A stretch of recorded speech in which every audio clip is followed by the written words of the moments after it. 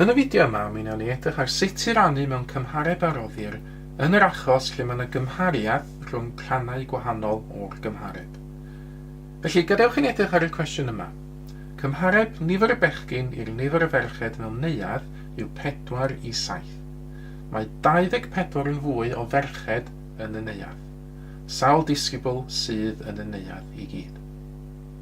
Nawr, yn yr ail frawddeg fyny, mae yna gymhariaeth rhwng y bechgyn a'r merched. Mae'n deithio ni fod yna 24 yn fwy o ferched yn y neuadd. Felly, dwi am wneud model bar cymharu ar gyfer y cwestiwn yma. Dwi am wneud felly bar ar gyfer y bechgyn a bar ar gyfer y merched. Nawr, y gymhareb ydy 4 i 7. Felly, dwi am wneud bar efo 4 bloc i'r bechgyn. Felly, llinell 4 centimedr yn fan hyn.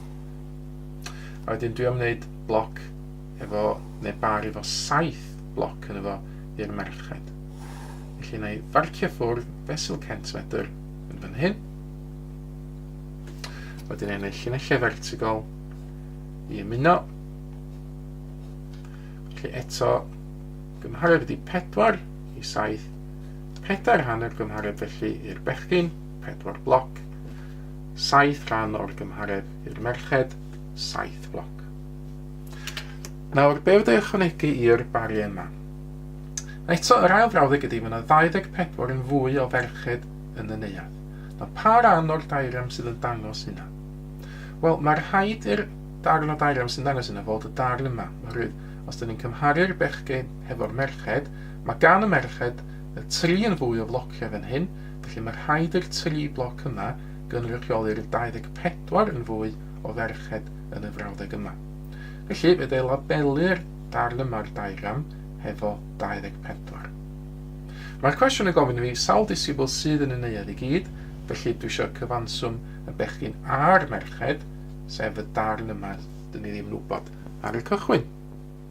Ond yn nawr, ar ôl gwneud y llun, gobeithio fod hi'n haws ffeindio ateb i'r cwestiwn yma, oherwydd dwi'n gallu gweld o'r darn yma fod gen i 3 bloc sydd yn werth 24 disgybl.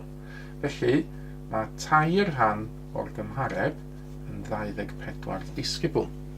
O hyn, fe deweithio allan 1 rhan i'r gymhareb, sef gwerth 1 o'r blociau. Fe de'n gwneud 24 rannu efo 3, sydd yn mynd i fod yn 8.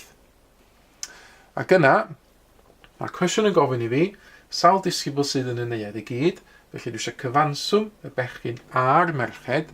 Nawr ydych naill ai gyfri blociau fan hyn, 1, 2, 3, 4, 5, 6, 7, 8, 9, 10, 11, neu sydd wedi gallu cyfri y rhannau i'r gymhareb, 4 at 7 yn 11.